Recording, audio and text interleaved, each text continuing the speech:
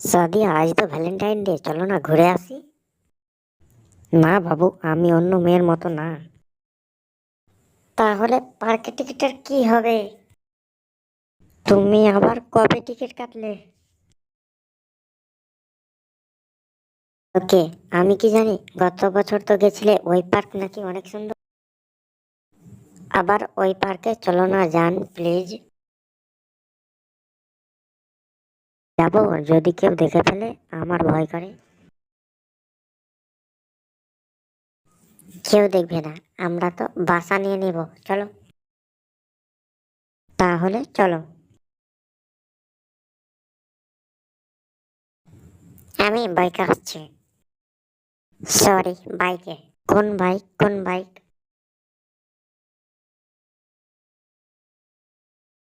কেন, বাইকের নাম জেনে